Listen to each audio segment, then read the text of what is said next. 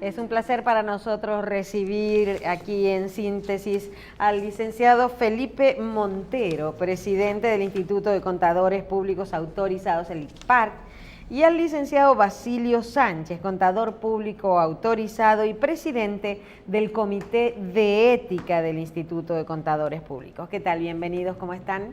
Muchas gracias. Qué bueno tenerlos aquí con nosotros. Y sobre todo un día tan particular, ¿no? Donde hay mucha gente que le hubiera gustado tener contadores públicos autorizados. Cuando yo estoy analizando, les doy la bienvenida y gracias por estar aquí en Síntesis, pero estoy analizando los invitados del primer y segundo bloque y yo creo que el que está de más soy yo aquí. Yo creo que el terreno que tiene los temas, ¿verdad? Bueno, y ni que hubiera sabido que iba a pasar hoy por la mañana aquí. Sí, porque tenemos un buen plato fuerte con los directivos del Instituto de Contadores Públicos y después de eso viene Eiromi Castro, especialista antilavado y además presidente del capítulo de ACAMS en República Dominicana. Bueno, pero nada, señores, bienvenidos, señores. Vamos a aprovechar el tiempo porque el día de hoy ha sido bastante caliente y me gustaría, presidente Montero, el Instituto de Contadores Públicos es una entidad muy antigua y agrupa diríamos que la gran cantidad de contadores públicos de República Dominicana. Y ha habido muchas cosas, que avances, y no hemos quedado enlazados en otras. Dígame primero, desde su punto de vista como presidente, ¿cómo está la profesión actualmente? Para comenzar por esa pregunta. En primer lugar, quiero dar las gracias por invitarnos a tan importante programa y don Andrés, hablar con ustedes aquí para nosotros es un privilegio y más ante un hombre con una experiencia y que es un orgullo para la clase profesional, para los contadores, por su experiencia, don Andrés. El Instituto de Contadores recientemente acaba de cumplir sus 73 años, es la primera profesión colegiada. Nosotros tomamos la presidencia de la Junta Directiva en el mes de julio, 1 de julio, y desarrollamos un plan de trabajo enfocado a lo que es a devolverle al instituto su rol, que es regulador de la profesión de contador público, y para ello reestructuramos todo lo que es las estructuras técnicas, las 10 comisiones técnicas que lo conforman, su comisión de ética, su comisión de disciplina, que aquí me acompaña el licenciado Basilio Sánchez, que es el presidente de la comisión de ética, es el fiscal del instituto. Correcto. Es quien instrumenta los expedientes de los contadores que son sometidos por temas de violación a los asuntos éticos del ICPAR. Y también reestructuramos todo lo que es la parte administrativa, porque somos una entidad de servicio a más de 15.000 contadores que tenemos afiliados en el ICPAR a nivel nacional en sus 25 filiales y tenemos un gremio ya con una estructura de servicio definida y bastante afinada, y eso ha traído como resultado un cambio de imagen. Por ejemplo, las juramentaciones de los nuevos miembros, que ya llevamos 8 juramentaciones en los 11 meses que llevamos al frente del ICPAR, lo hemos convertido en charlas magistrales de lo que es el contenido del Código de Ética de los Contadores, que ahora estamos adoptando el Código de Ética Global de IFAC, el Código IESMA, y también sobre todo el contenido de la Ley 633 de Contaduría Pública, don Andrés. También hemos desarrollado actividades muy puntuales, como fue traer al presidente de la Asociación Interamericana de Contabilidad a una charla magistral sobre todo el esquema de los cambios que se están presentando en la profesión. La contaduría es una profesión muy cambiante, porque somos servidores de la economía global, y como la economía cambia, pues así cambia también la profesión, y tenemos que estar en talleres y en programas de actualización profesional, que es una de las 7 obligaciones que nos impone la Federación Internacional de Contabilidad, de mantener a la clase actualizada. Sí, precisamente por eso dijo la palabra al final. El IFAT es la institución que agrupa a los contadores públicos a nivel mundial. Así es. International Federation Accounting. 25 filiales a nivel del país, 73 años en la República Dominicana, la primera profesión colegiada, que aunque no se llama colegio, el Instituto de Contadores Públicos funciona como tal. Aunque ha habido una ley de colegiación ahí dando vueltas por muchos años, pero prácticamente no ha podido salirse. A raíz de todos estos temas éticos, me gustaría preguntarle al licenciado Basilio Sánchez. Yo sé que ustedes tienen menos de un año en la directiva. 11 meses. 11 meses en la directiva, pero ha ocurrido muchas cosas en ese 11 meses, en el medio, que afectan de una forma u otra la profesión contable. Licenciado Basilio, tenemos casos en el comité de ética anteriores o posteriores que ustedes entraron, donde hay contadores que pueden ser amigos, pero nosotros no tenemos que ver con amigos, sino que con las evidencias y las cosas, que hayan infringido el código de ética de la profesión o el código de ética del servidor público, por ejemplo, cuando son contadores, y que ustedes están manejando en el tribunal de ética. Gracias, don Andrés. Fíjese que a nuestra llegada al instituto y asumir la responsabilidad que la Junta Directiva nos encomendó, una de las, diríamos que de las prioridades de la actual Junta Directiva y especialmente del licenciado Montero, fue hacer un recorrido con respecto a todo el entramado ético de la profesión y de llevar el mensaje a nivel nacional sobre los temas éticos. Con respecto a los casos que son llevados a esa unidad del instituto, nosotros nos encontramos con casos, por ejemplo, con el caso Peravia, que no se sometió al instituto, pero es un caso que ha estado ahí diríamos, en el ambiente, y el proceso que se han llevado esos casos, hemos solicitado a los contadores que han estado envueltos en esos casos como auditores para evaluar los expedientes que tienen que ver con esos casos, aunque realmente no ha habido sometimiento formal, pero el instituto siempre está pendiente de evaluar las acciones que se dan. Por ejemplo, en casos particulares permanentemente hay sometimiento, don Andrés, de expedientes que están en justicia, con conflicto de socios. Nosotros como comité evaluamos realmente la parte que nos corresponde, que es el cumplimiento ético de esos profesionales en el desempeño. Por ejemplo, se dan casos muy particulares, por ejemplo, con estados financieros, que son dictaminados, por ejemplo, fuera de lo que es el cumplimiento normativo, y diríamos que son violaciones éticas si se quiere, no ameritan una penalización tan drástica, porque son violaciones puntuales de la normativa. O sea, no hay casos...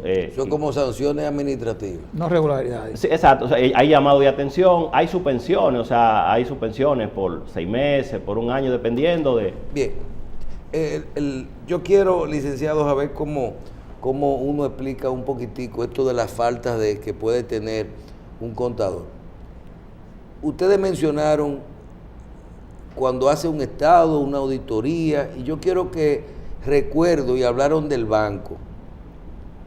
Recuerdo a raíz de los casos bancarios, cuando Baninter específicamente, que comenzó todo, que grandes firmas de auditores auditaban estos bancos, y en su defensa la gente decía, ¿por qué tú inviertes en ese banco? Bueno, yo veo su auditoría anual de una firma responsable internacionalmente, entre las primeras 5 del mundo, en ese momento las primeras 3 del mundo. Y esta firma decía, bueno, nosotros auditamos lo que nos presentaron, o sea, las informaciones que se nos suministraron. Y esa es mi pregunta. Yo quiero diferenciar y cómo un contador puede ser partícipe de cometer irregularidades, o ustedes a veces le llaman complicidades, o en un estado financiero, o a dónde está la frontera entre lo que es una auditoría, un trabajo contable, lo que es el llevar vamos a decir, un estado financiero, a lo que es una auditoría, porque creo que en la auditoría él tiene que comprobar, por ejemplo, las cosas. Y en esa magnitud, si podría tener implicaciones el contador también, porque lo quiero vincular con los casos de ahora. Sí, es muy interesante, Michelle, tu pregunta, y es que ejercemos una profesión bastante compleja e interesante porque nos hemos convertido en una de las profesiones más importantes del país por esto de la globalización de la economía. Mira, se da una situación y es que muchas veces los contadores no respetan el contenido de su ley 633 y de su código de ética, muchas veces por desconocimiento, porque se gradúan muchos profesionales en las universidades, salen con un maletín a ejercer, pero no tienen experiencia, lamentablemente. Y don Andrés, que es un hombre que en términos de conocer la profesión con mucha experiencia, trabajó para varias firmas muy grandes del país, sabe de que una cosa es lo que te enseñan en las universidades y otra cosa es lo que tú ves en el ejercicio profesional per se. Entonces, cuando un contador, nosotros vemos que se dan casos, por ejemplo, que la mayoría son porque se presentan estados financieros que no responden a la realidad de la institución y son estados financieros que son calificados como falsos porque no son reales. Entonces, indagamos a ver si realmente este colega faltó a la ética por desconocimiento o si es un contador con experiencia y ha violado su código de ética porque él realmente es un violador de la normativa. Ese es un tema muy interesante. Ahora, los contadores tenemos una profesión que es múltiple, tenemos muchos servicios, por ejemplo, lo que es hacer una auditoría de estado financiero, que es certificar una información que nos da el cliente para nosotros decirle a los usuarios, mira, tú puedes confiar en esta información, puedes depositar tus recursos en este banco, porque este banco está cumpliendo con la normativa bancaria que le impone el regulador, está cumpliendo con la legislación fiscal del país, y este es un banco que tiene sus transacciones de forma transparente. Porque hay algo importante, y es que nosotros tenemos que ejercer la profesión con ética porque los usuarios están confiando en esa información. Y si nosotros pues estamos certificando información que no es real, pues le estamos llevando a tomar decisiones erradas. Y ahí es entonces donde nosotros tenemos que ser sancionados, porque con conocimiento de causa estamos induciendo a los usuarios de la información a que tomen decisiones erradas y sus ahorros o el resultado de su trabajo de toda una vida lo están depositando en una institución que al poco tiempo entonces cae en una situación de liquidez, de quiebra financiera y pierden sus recursos, como ha pasado aquí tradicionalmente, de que gente, señores, han perdido todos sus recursos, todo el trabajo de su vida, porque han confiado en una información de un profesional que le ha dicho, esta entidad está bien, y confían en esto, y al cabo de poco tiempo, señores, han perdido todos sus recursos. Esto es grave. Y nosotros como gremio hacemos un llamado a los profesionales de que, señores, es una responsabilidad muy grande la que pesa sobre nosotros al momento de dictaminar una información financiera. Pero no hay precedente nunca de que un contador se haya implicado en un proceso por sí, haber sido cómplice. Sí, hay muchos casos, sí, claro. Mencionaste el caso de la quiebra de los bancos, sobre todo el caso Baninter, que fue el caso más emblemático de todo. Tenemos contadores importantes que fueron sancionados, sobre todo por el regulador del sector financiero, la superintendencia de bancos, una suspensión, y es lamentable que tenemos un colega con mucha experiencia que no ha podido ejercer jamás, y Andrés lo sabe, como un hombre experto en estas lides de la profesión de contador público. Sí. Bueno, mira, yo creo que Michelle ha puesto una pregunta interesante, sin ser contador. Michelle es administrador de empresa, pero es empresario también. Y quizá él no dijo la palabra mágica que es, la profesión contable está sometida a muchos riesgos. Por lo menos lo que tiene la responsabilidad de dictaminar sobre estados financieros. Y en la República Dominicana no ha ocurrido. Por ejemplo, en Estados Unidos y Europa hay muchas demandas contra los contadores públicos. Demanda por mala práctica, demanda por trabajo mal hecho, a propósito o no. Tenemos el caso de una gran firma que era la número 1 del mundo, Arthur Andersen, que quebró porque una oficina, unos socios en Houston decidieron hacer una cosa mal hecha, con el caso de Enron. Pero la pregunta sería lo siguiente aquí. Los contadores públicos están sujetos a ser demandados, por ejemplo, vamos a suponer los ahorristas de los bancos, que se han sentido defraudados. Yo vi la semana pasada una reunión, estuve, donde el regulador, el superintendente, la superintendencia de bancos, invitaba por primera vez a todos los contadores públicos, a los que estaban en firmas, que están registrados allá, para hablarles de lo que ha sido la práctica en los últimos 2 años de los contadores. Y se hablaba inclusive de separación del listado de firmas autorizadas del superintendente de bancos. Cosa que ocurrió hace aproximadamente más de 20 años, porque yo en ese momento era secretario general del gremio, y ustedes recuerdan, por lo menos Montero recuerda, que nosotros estábamos trabajando con un proyecto de control de calidad profesional, y nosotros fuimos crucificados en ese momento, Agustín Izarlo, que era el presidente, y yo. Queríamos eso, y todavía a este tiempo no tenemos control de calidad profesional. ¿Hasta qué punto podían ser los contadores demandados y hasta qué punto el mismo gremio está inmerso en realidad y efectivamente asumir el control de calidad profesional para decirle a la población, que son los stockholders, como dicen, los stakeholders, señores, nosotros tenemos una profesión que te da calidad y te va a decir en un dictamen lo razonablemente expresado? Sí, interesante, don Andrés.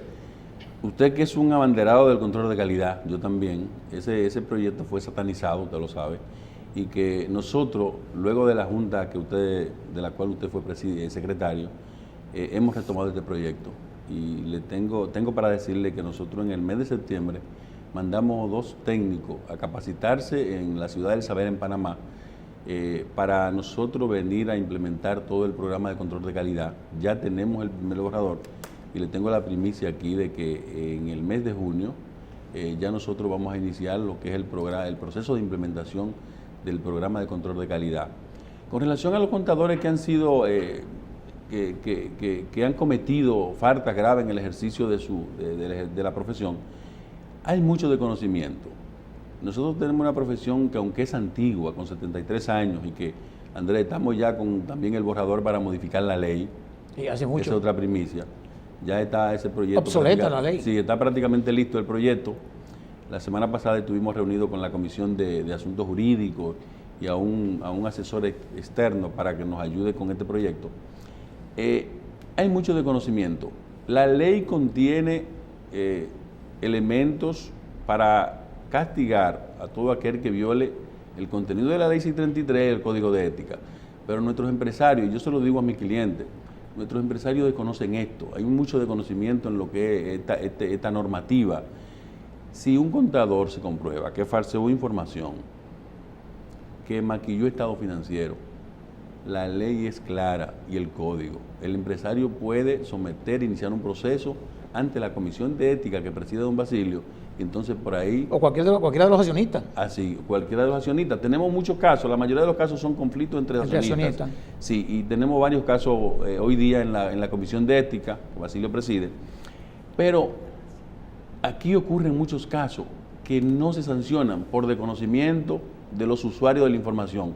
Y en eso estamos nosotros concentrados, en decirle a la gente, mira, hay un entramado legal ético que condena todos los actos de violación a la propia normativa de los contadores, que ustedes pueden acudir a iniciar proceso, porque tenemos una profesión con más de 20.000 miembros a nivel nacional, pero hay muy pocos miembros que realmente se integran de forma activa al gremio. Sí. Y nosotros estamos tratando de que todo esto cambie para beneficio de la sociedad dominicana.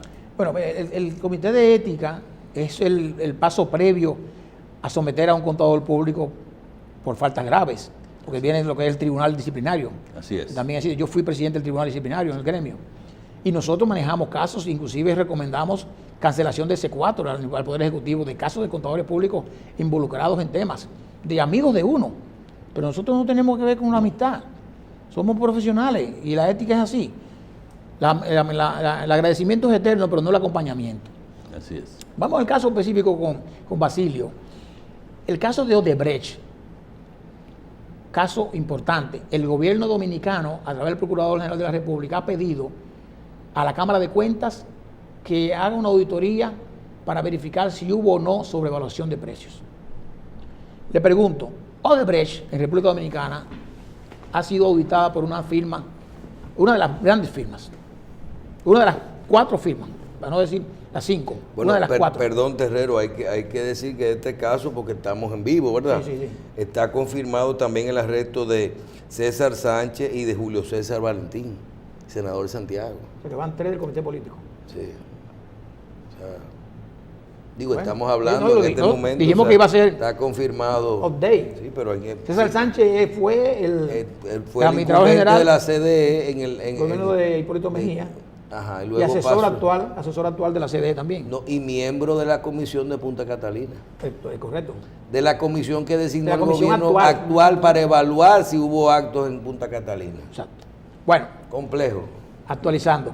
Entonces, la pregunta es, el gremio de los contadores públicos, me imagino que también, ya viendo estos temas, ha involucrado ver esos estados financieros que quizás no son tan públicos, pero pueden ser públicos, deberían ser públicos. El auditor que auditaba, valga la redundancia, las operaciones de Odebrecht en República Dominicana, que estaba construyendo una planta para un estado, se supone que maneja las cifras, por ejemplo, los ingresos y los gastos, los componentes, de una operación en marcha, o sea, un negocio en marcha, una operación de construcción en proceso, vamos a decir en proceso, no en marcha, en proceso. ¿Qué podía hacer y además hasta qué punto lo que es la facultad de la Cámara de Cuentas para hacer ese trabajo? Que ahí estaba en tema de debate. Sí, realmente es un tema ¿verdad?, de súper actualidad, porque nos hemos levantado hoy con muchas noticias respecto al tema. Fíjate, Terrero, nosotros le hemos dado como gremio mucho seguimiento a todo ¿verdad?, este entramado de situaciones que viene generando este caso y en especial fijando lo que es el ritmo que va llevando el procurador, las solicitudes que hace a los diferentes órganos, en este caso a la Cámara de Cuentas. Inclusive vimos en estos días, leímos inclusive un comentario que usted hacía en un periódico y la verdad que nos inscribíamos en ese punto de vista con respecto a la observancia de la ley, y veíamos entonces las declaraciones del presidente de la Cámara de Cuentas donde planteaba que la ley no especificaba de manera, diríamos de manera puntual, el tema de auditoría forense, y cuando observamos la propia ley de Cámara de Cuentas, habla de su artículo 33 en adelante, habla de lo que son las auditorías especiales. Y nosotros somos del criterio de que no importa qué término moderno se le llame a una auditoría especial, como es el caso de la auditoría forense, que no es más que una derivación de una auditoría ya de implicación puntual sobre una investigación específica. En ese caso, fíjese que el instituto ha estado haciendo esfuerzo con todos los organismos. Usted mencionaba de la actividad que hizo la Superintendencia de Banco.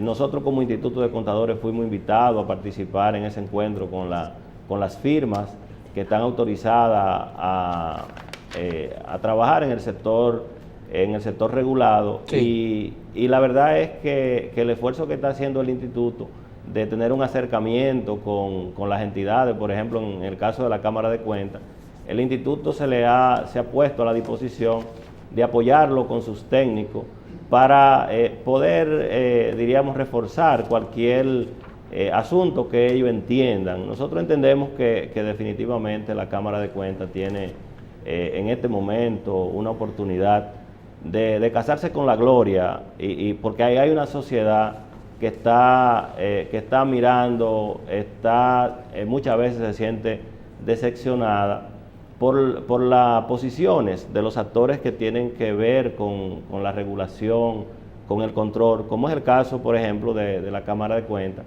que fíjese que hoy en la Cámara de Cuentas, a nuestra manera de ver, está todavía embarcada en un proceso de muchos años atrás, desde el punto de vista del enfoque de la auditoría.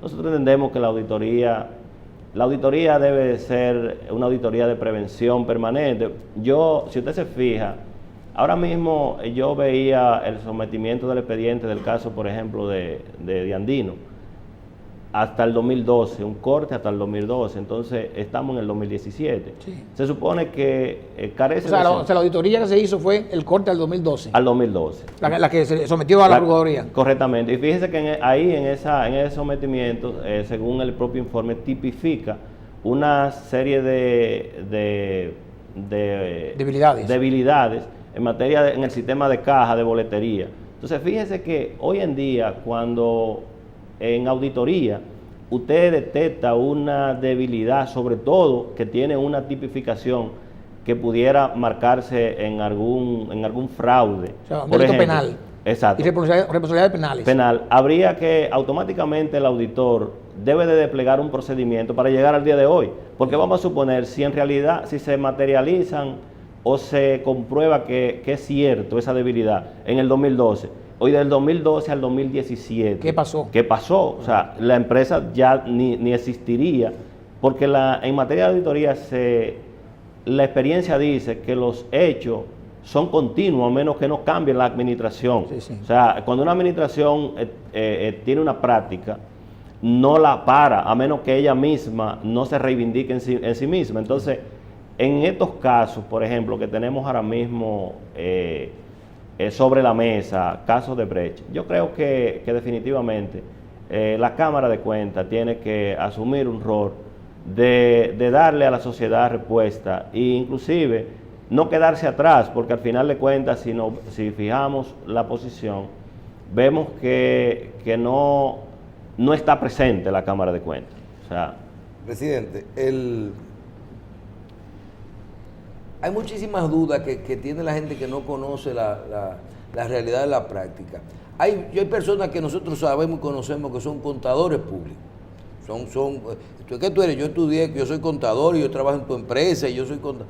Pero al final tú ves como que no pueden firmar los estados. ¿Y qué es lo que pasa? No, porque hay dos cosas. Hay un momento en el que se necesita cierto monto, hasta cierto monto para firmar, o hay alguien que te dice, no, es que él es contador, pero él no tiene el sello de CPA o el Háblenos de eso, porque inclusive a nivel de dirección de impuestos internos, hasta dónde tú tienes que certificar que esto sea así. Sí, interesante, Michelle. Mira, la profesión tiene sus mecanismos y es el siguiente. Tenemos cerca de 25 universidades en el país que imparten la carrera de contador público. Vamos a partir de que uno se gradúa en una de estas universidades. Ya tú te graduaste, pero todavía tú no eres contador público. Tú eres un contador para llevar lo que se llama hacer registro contable, hacer estado financiero, pero tú no puedes certificar información financiera para ser utilizada por usuarios externos. La ley dice que tú tienes entonces que iniciar un proceso para ante la Presidencia de la República, la Consultoría Jurídica, tú obtener el S4, que es la licencia, y que hay una ley específica que permite que te den una licencia, y somos una de las 4 profesiones que tenemos que cumplir con este requisito para ejercerla. Luego te dan el S4 y tienes que tomar el juramento ante el Instituto de Contador Público, y a partir de ese juramento es que tú te conviertes en un contador público para certificar información financiera. Ese es el mecanismo para uno convertirse entonces en un contador público y poder firmar y sellar estado financiero.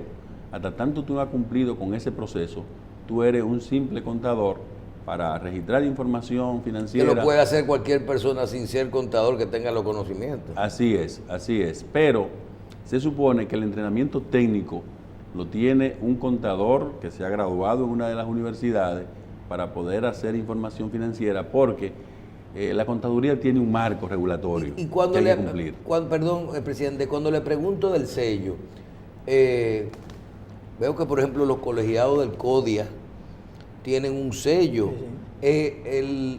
En un momento dado, el Estado, a través del Exe4 o el Instituto de Contadores Públicos, certifica este sello, le da algún número, una validez a ese profesional, como dicen, el permiso de ejercer, sí, de firmar estos estados, porque ustedes tienen fe pública. Sí, la propia ley establece de que el contador tiene que estampar un sello en los informes que dictamina. En el dictamen. En el dictamen. En la gestión de don Agustín Lizardo y Andrés, nosotros logramos de que este sello, a través de un decreto del presidente de la República, doctor Leonel Fernández, de la época, pues se le asignaran estos fondos al instituto, y en su origen el instituto administraba el sello y el 100% de estos recursos lo manejaba el instituto.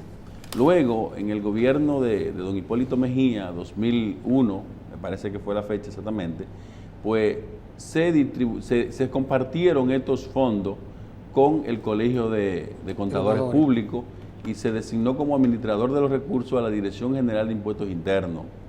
¿Qué pasa? Que hasta el año 2006, estos recursos los administró la DGI y se le daban un 45% al instituto y un 45% al colegio y un 10% se quedaba la DGI como para cubrir los gastos administrativos. A partir del año 2006, estos recursos dejaron de retenerse y el instituto ha dejado de recibir cerca de 220 millones de pesos por este concepto.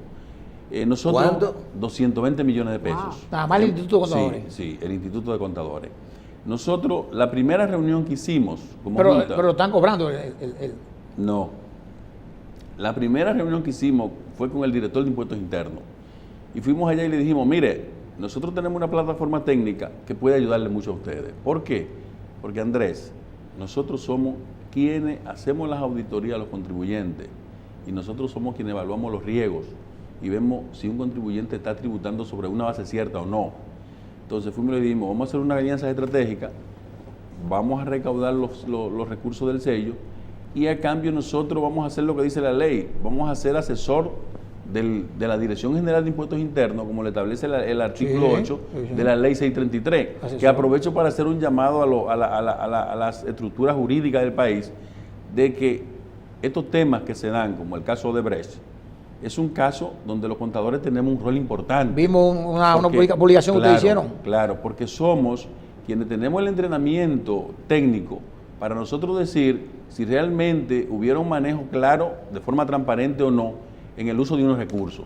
Entonces, estamos hablando que donde hay delito financiero, ahí tenemos que estar los contadores. Claro. Entonces, no es posible de que nosotros sigamos aquí en el país haciendo declaraciones de bienes a funcionarios y estas declaraciones no son auditadas por un técnico especialista en temas de auditoría y de finanzas, Andrés.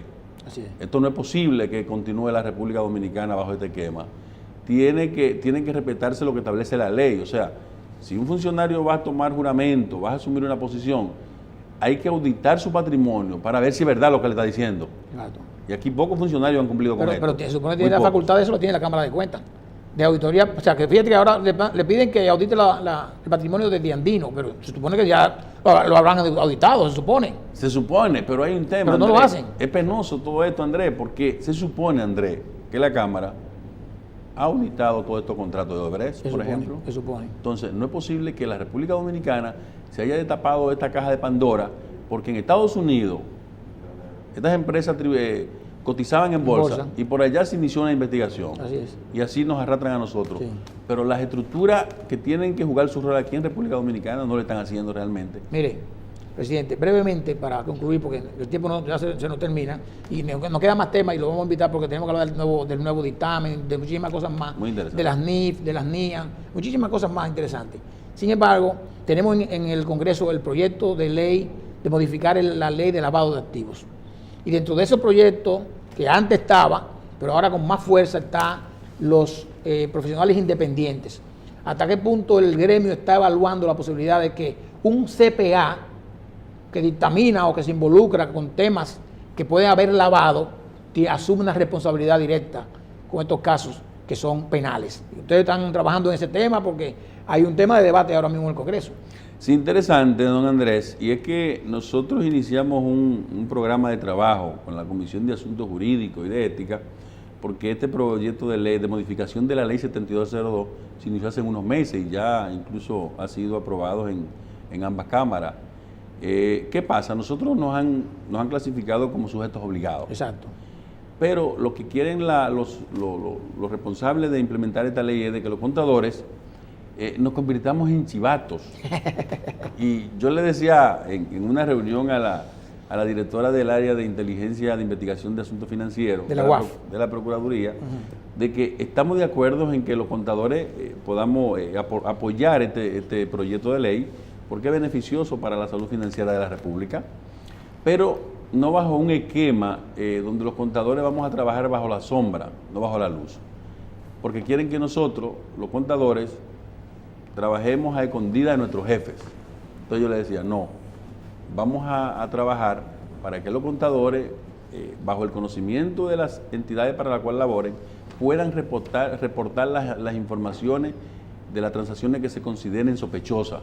pero que sea de conocimiento, como opera en la banca, Sí. por los funcionarios y los empresarios, para los cuales nosotros trabajamos, pero jamás a escondida, porque el plan era que trabajáramos a escondida. Yo pienso estamos que- estudiando el proyecto, lo estamos analizando, Sí. y ya estamos entonces haciendo una recomendación de la unidad para que nosotros trabajemos y apoyemos el Yo programa. pienso, terminando, que quizás es un problema de no entendimiento de parte de la Procuraduría, porque el tema no es que el contador per se, el que trabaja como dependiente en una empresa, esté reportando lo que está haciendo su jefe. No, no, no.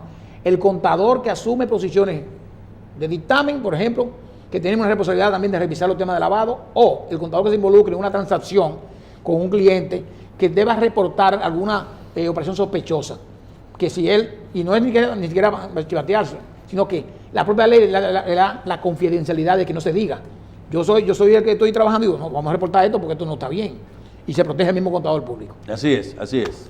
Bien, yo creo que va a haber mucha contabilidad y auditoría ahora. Sí, sí, sí. Que saquen su sello todo el mundo, que hay picoteo. Le Muchísimas gracias, señores. Le damos Gracias a pues las ustedes. gracias Vamos- al... vamos- Perdón. Vamos a invitar de nuevo para seguir hablando de otro tema. Sí, vamos a reiterar las noticias. En el día de hoy, la Procuraduría ha detenido a Andrés Bautista, Temístocles Montaz, Ángel Rondón, Radamés Segura, Rudy González, Víctor Díaz Rúa, Tenemos imágenes, y tenemos Julio imágenes. César Valentín, Wow. así como César Sánchez.